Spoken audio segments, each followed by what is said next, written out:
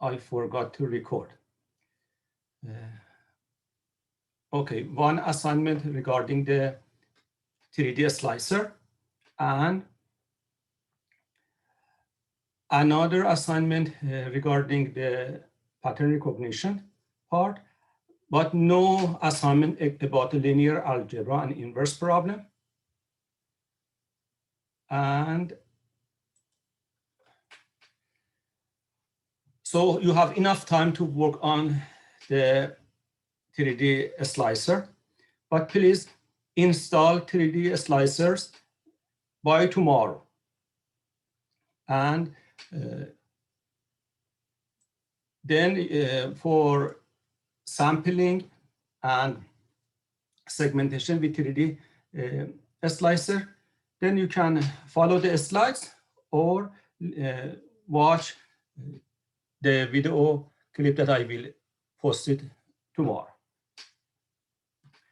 And I will announce that to you. Okay, any other question? Good. Let me continue with linear algebra and inverse problem.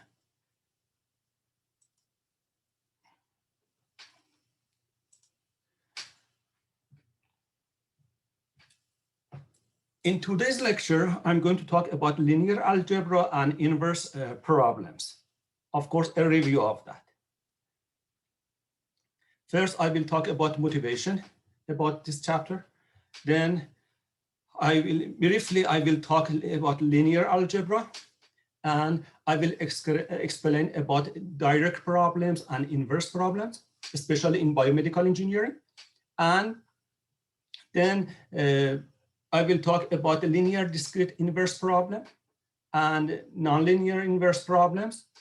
And then in the next lecture, I will talk about nonlinear inverse problem and sparse matrices and MATLAB code optimization. These last items, the two last items, you will need them in your project. So it's practical experience that you will obtain in this lecture. Motivation first. Some image processes are formulated such that they lead to inverse problems. One of them is image registration that Professor Salmani will explain it to you. And at that time, we will deal with inverse problems. I will explain some other problems to understand inverse problems in this lecture. Linear and nonlinear inverse problems are encountered, especially in image registration. Rigid registration often leads to linear inverse problem, sometimes to nonlinear, and non-rigid registration often leads to nonlinear inverse problem. And we need to learn how to tackle linear and nonlinear inverse problem. First, briefly, I will explain about linear algebra. You are familiar with that, some of them, but briefly here, I will talk about metrics, range of metrics, null space, and so on. And especially at the end, I will talk about eigenvalues and eigenvectors that are very important in linear algebra. About metrics, you are familiar with that. A matrix may be considered as a mapping or a transformation function. Ax equals y.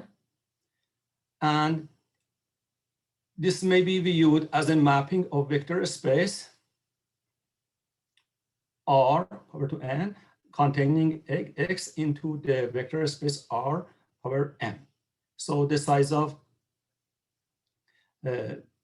vector space n to m by 1, n by 1. Let me use the pointer if possible.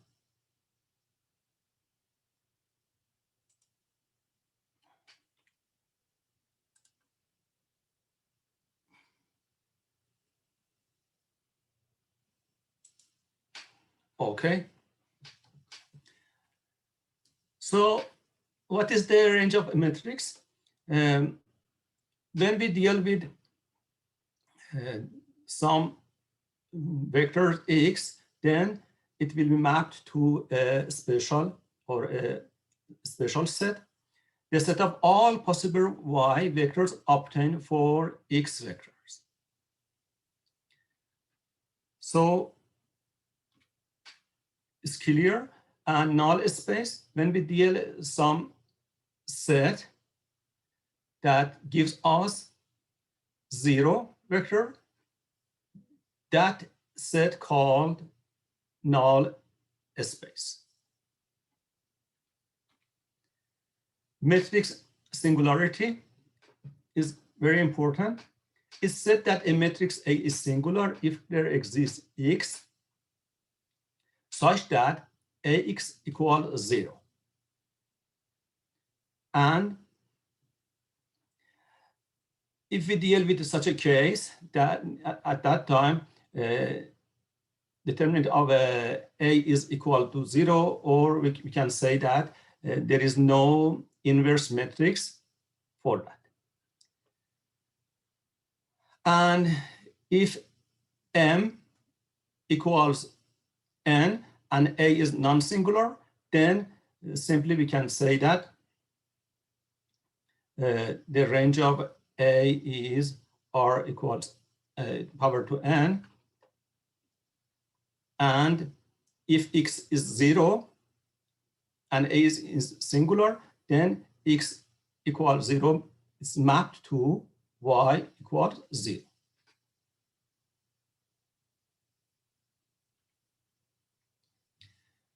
About positive definite matrix, A is a positive definite matrix if we have such a condition for such a vector X.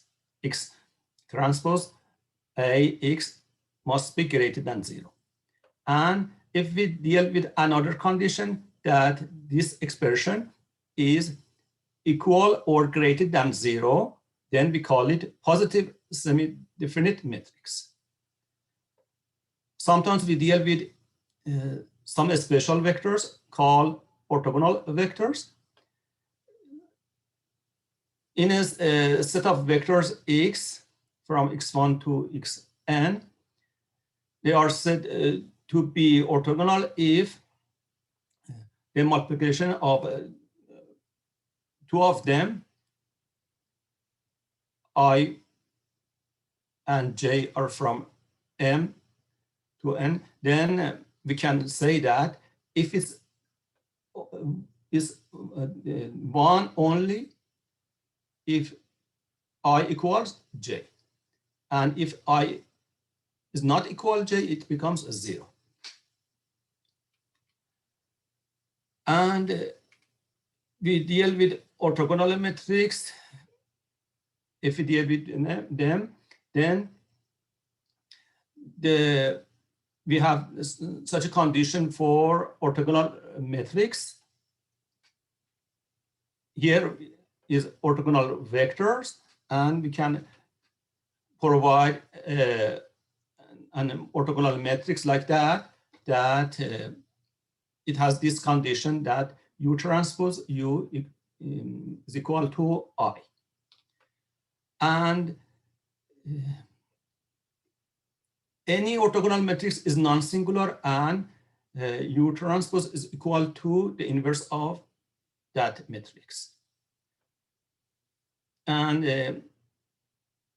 it has a special condition for that, special property, that is length preserving, that when we calculate the length of y is equal to the length of x, and is simple to prove that.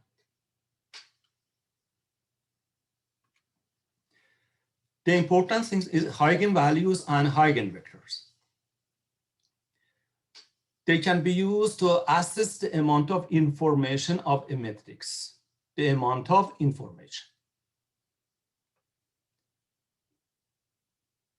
Suppose we deal with a matrix a square matrix of order m. If there exists lambda and x such that the norm of x is not equal to 0 and ax equals lambda x, and x said to be a eigenvector of f corresponding to a eigenvalue of lambda. So we define here the eigenvalue and eigenvector. So let's see how we can calculate these eigenvectors and eigenvalue. You are familiar with that. It's simply we can use the determinant of this matrix. We will calculate this expression. It should be equals 0. Then when from this equation we can calculate lambda I, and after we calculate lambda I, we will substitute this lambda in this equation, and then we can calculate the eigenvectors.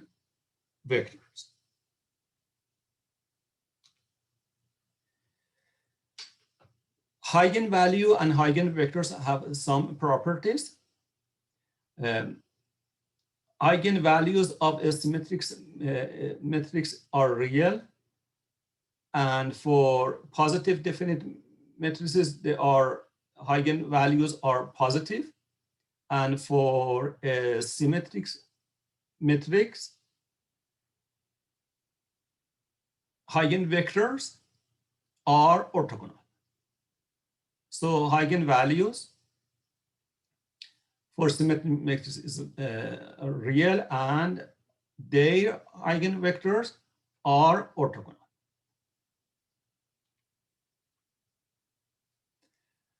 Any question about linear algebra? Simply we try to review that, and you are familiar with them. Any question about that?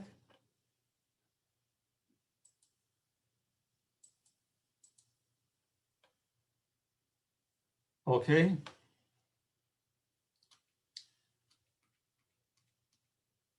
Now let's talk about direct problems and inverse problems.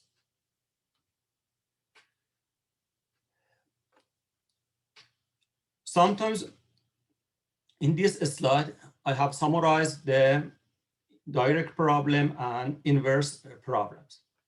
In direct problems, we deal with a model.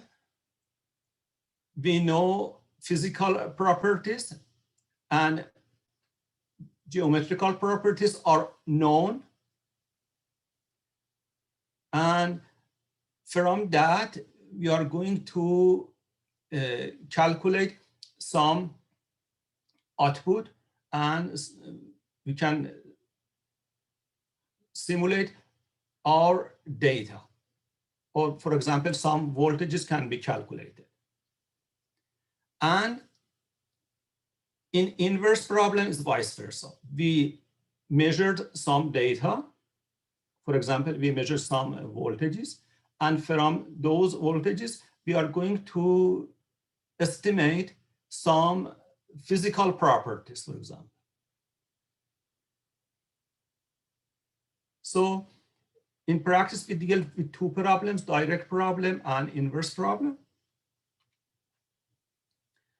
Let me explain it more to you. First, direct problems. So we can assume that in general, direct problems are well-known problems. I mean, they are like physics problems, and parameters can be input to predict the response of a system. So we can give some input and we can calculate some output. And a very simple problem is like that. Suppose that we deal with an equation like an algebraic equation like this, y equals x power 2, and x is given. So we can simply calculate y. And another simple example, suppose that we will be given a tissue X-ray attenuation coefficient and find X-ray beam total attenuation. So we deal with some equation and we can calculate some functions. In inverse problems, we have some data and we are going to estimate our input. A very simple problem is given here, that suppose x is given and we are going to calculate y. Let me explain it to another example to you. And here, for when we want to solve such a problem, sometimes it's not possible. For example, x must be greater than 0 to have answer for y. So for any y, we cannot calculate, obtain x. For any x, we cannot calculate y. And if x is less than 0, there is no y for that.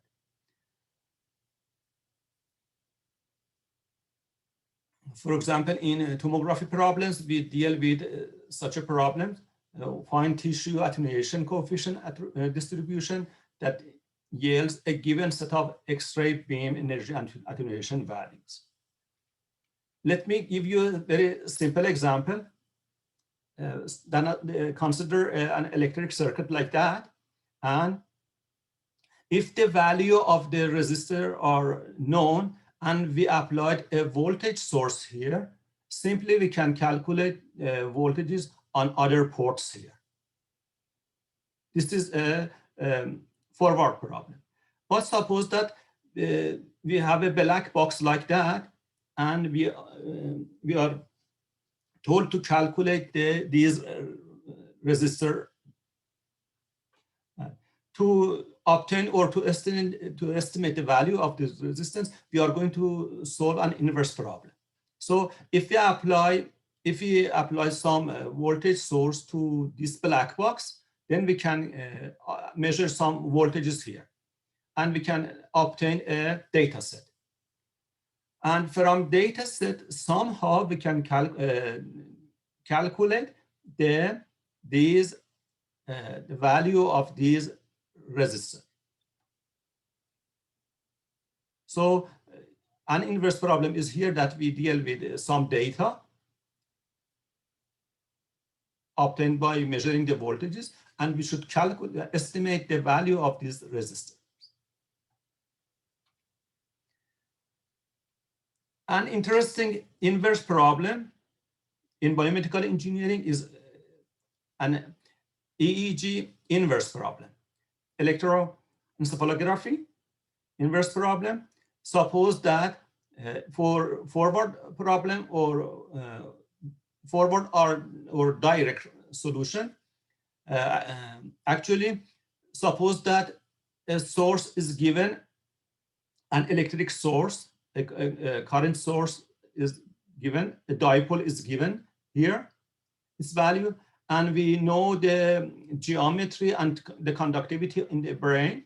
So simply we can calculate we can solve the electric field and obtain the voltages on the skull, and we can obtain or simulate the data here. And an inverse problem in EEG is that we have some measurement here. some voltages measured by on electrodes on a scale, and from those data, we are going to estimate the position and the value of the dipoles inside the brain. So it's an inverse problem that we can obtain.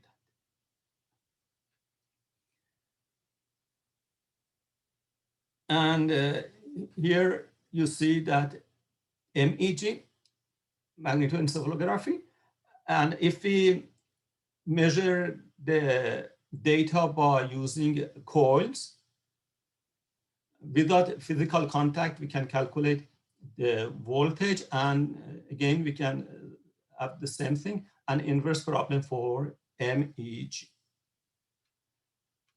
Another interesting inverse problem is electrical impedance tomography, EIT, for cardiopulmonary monitoring. Here, suppose that we are going to calculate the conductivity of lung inside the thorax. So if we applied current source, suppose that we connected 16 electrodes around the thorax, and we applied a safe current source to the body. Suppose we will connect the current source to this position, and we will measure some voltages. And then we change the position of the current source, and we will measure some other voltages.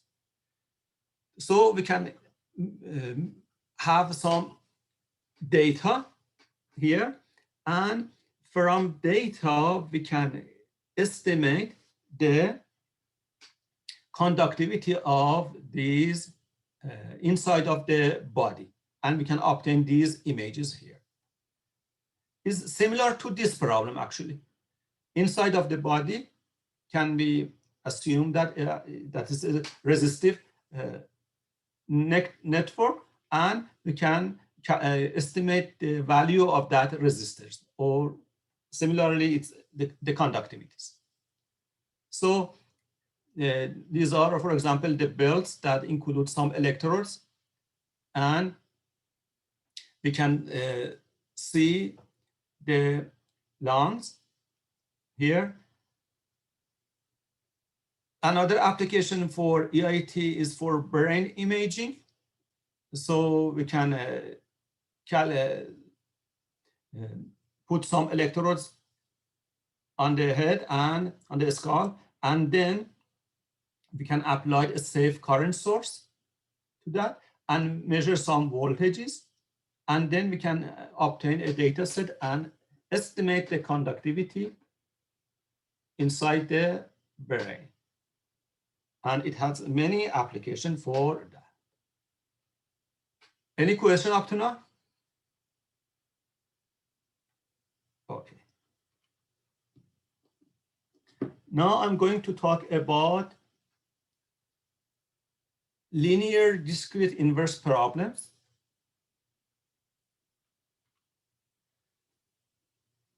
I will focus on first this description, then about practical issues, ill conditioning, singular value decomposition, and condition number actually when we deal with such a problem. And then we will classify those problems by using event determined, underdetermined, and overdetermined. We deal with different types of inverse problem, and in practice, one of them is linear and discrete inverse problem. And in general, we deal with such an expression. We have some data, D, with the size of n by 1, and our unknown is in the vector m with m unknowns, and we deal with a matrix G that relate the output to the input. So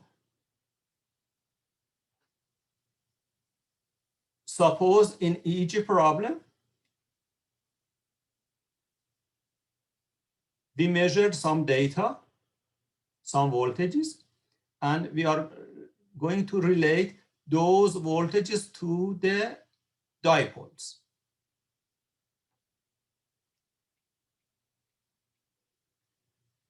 So these are the voltages and these are the related to the dipoles, and simply we deal with such a problem. And in nonlinear and discrete problems, we deal with such a expression. Here again, M and D are vectors of finite length, and G is a function here. We can linearize this nonlinear function to such a expression whenever it's needed. What is linear function? You are familiar with that. You should, it has two special properties, superposition and scaling, and they should be satisfied for them for this operator to be a linear function.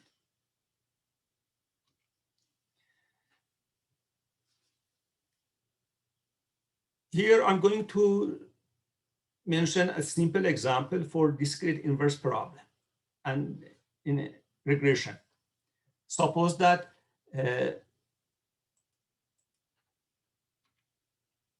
in regression analysis, we measured some data and we are going to fit a line to this data. And we have two variables, A and B. So here we have a dependent variable called Y or response, and we have an independent variable X that denoted by X. So for example, we might want to quantify the relationship between body mass index and systolic blood pressure, or between hours of exercise per week and percent body fat. So if we have some data, then we can simply, what are D, M, and G in such a problem? We mentioned about the discrete linear inverse problem. Now we would like to see what is D, G, M. The D is the R measured data. So we know Y1 to Yn, and R unknowns are AB and is in the matrix M, and G is given here, and it includes the input data as well. So M is a vector of M unknowns. Here we have two unknowns, and D is a vector of data. We have here N point, and G is an M by N matrix. In discrete problems, for example, in image rigid registration, that we will be familiar with that later. After discretization, we deal with such a expression again. The same thing that I explained. And if we want to solve this problem, and we are going to obtain the unknowns here. We deal with several different conditions. Suppose G, D are given, and we are going to find M. So to do that,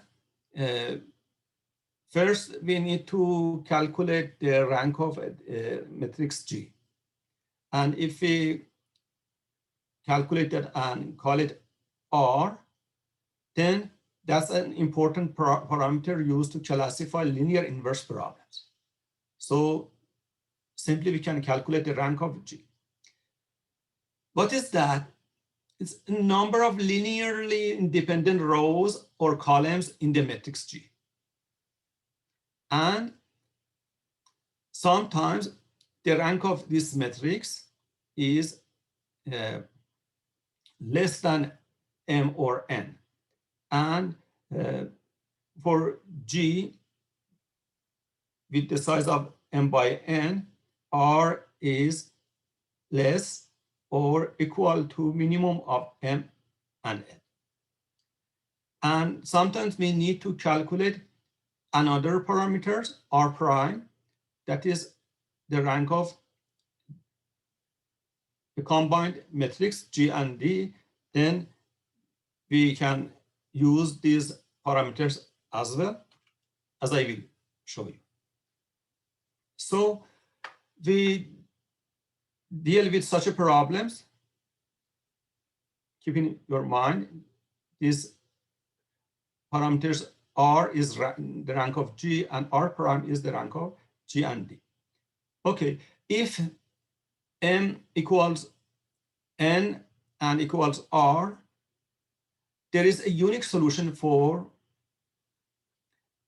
this problem for any data, and simply we can calculate our unknowns.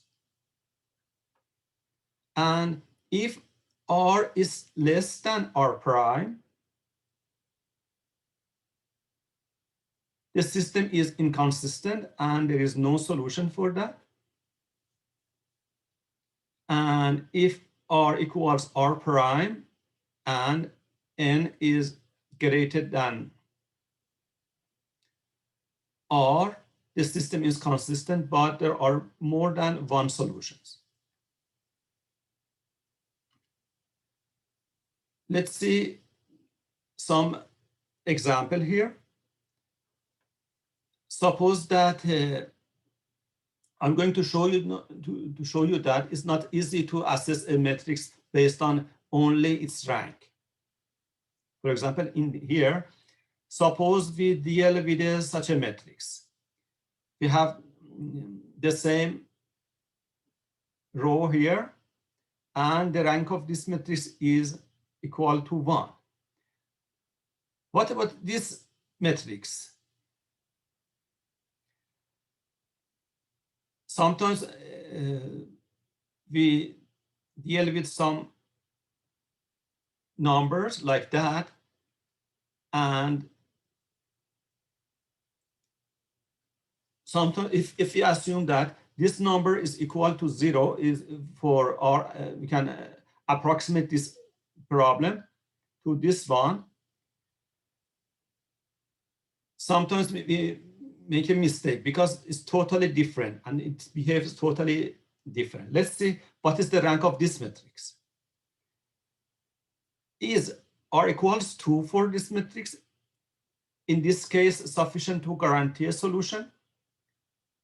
Let's see that if we have two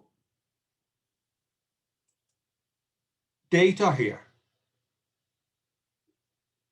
one of is 1 and 1, the other one is a little different, and we are going to calculate X and Y for the second matrix and to see that. If we calculate the inverse of this matrix, first we deal with such a matrix, and simply with the first input, it gives us this matrix for M or X and Y, 1 and 0. And for the other input, we will obtain 1 and 10 power 8, not 0 for this one. And we will see that a huge difference in the obtained solution deal with that. So we deal with a huge difference here. So this matrix is totally different with the first one. And so if we calculate the rank of a matrix, we will see that it gives us two different behavior. So we need to use other parameters to get information about the matrix or to assess them. Here I'm going to calculate, to define ill conditioning problem. Ill conditioned matrix here is assessing ill conditioning actually requires single value decomposition analysis. By using singular value decomposition analysis, we can talk about ill conditioning for a matrix. Singular value decomposition, SVD, is the factorization of G into 3 matrices. U,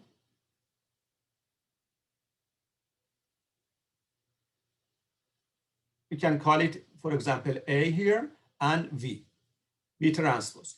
So here U, if we deal with a matrix G, simply we can obtain a U matrix, M by M orthogonal matrix. Its columns are given are eigenvectors of G transpose in the same order as lambda in matrix A. And the matrix A is explained in the next slide. This matrix is M by N, and is almost 0, except for on the diagonal of that matrix, we will use the eigenvalues. And then we can calculate this matrix. Lambda I, non-negative square root of eigenvalues. They are, they are not exactly eigenvalues. They are a square root of eigenvalues of G transpose or G transpose G matrix. So singular values, lambda 1 is greater than as lambda 2, and lambda R is less than all of them. And the other singular values are 0. And V is a N by N matrix, orthogonal, of course, and its columns are eigenvectors of G transpose G. If you look at that, the columns of U were eigenvectors of G transpose, but for V, the columns are eigenvectors of G transpose G in the same order as lambda in matrix A. So let me give you a simple example. We are going to calculate the SVD of this matrix. Here, M is 3. We have 2 columns, and is 2. We can calculate the rank of this matrix. The rank of this matrix is 2. And we should determine the eigenvalues and eigenvectors of GG transpose and G transpose G. When we calculate them, then we can note that we deal with 2 orthogonal matrices U and V. So we have these conditions for them. And it takes time for us to calculate the eigenvalues and eigenvectors, but simply we can do it in MATLAB.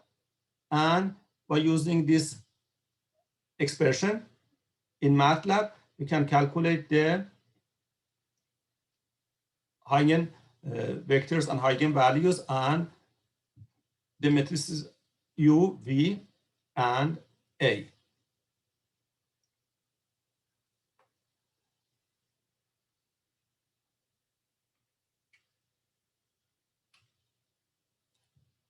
The relative magnitude of singular values provides an indication of the contribution of information to the transformation matrix in the corresponding row. It means that larger singular values contribute more significantly, where 0 singular values contribute none. What about singular values close to 0? In this case, the condition number provides useful information that I will explain it in the next session about the condition number and how we can calculate the condition number simply. Any question here about?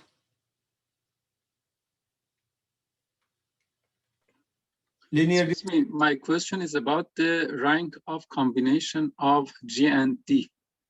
Can you explain it more? R prime. Actually, in the next meeting, I will explain it about R prime as well, because I'm going to use them in the next slide.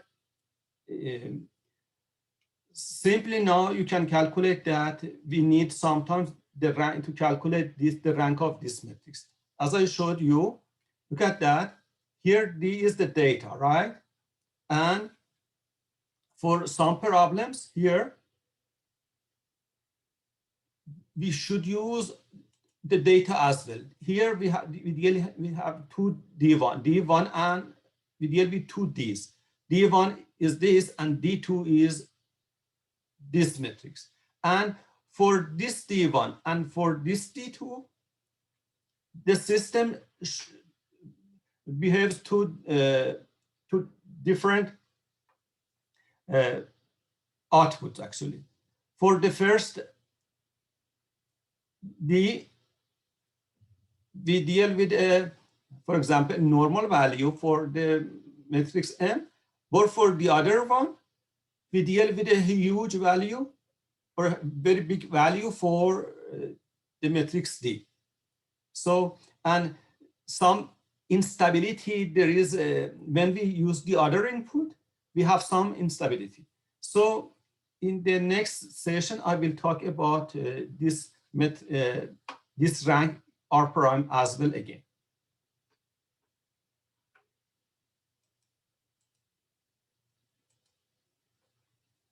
Any other question? Okay.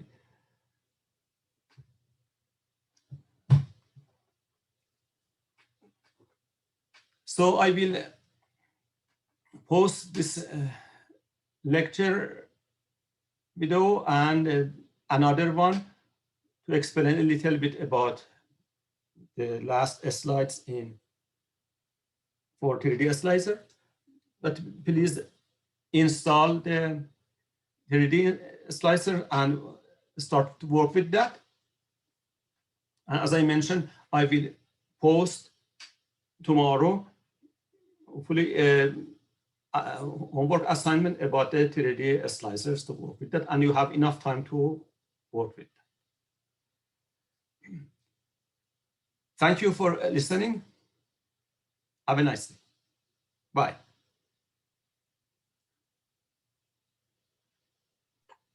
Bye.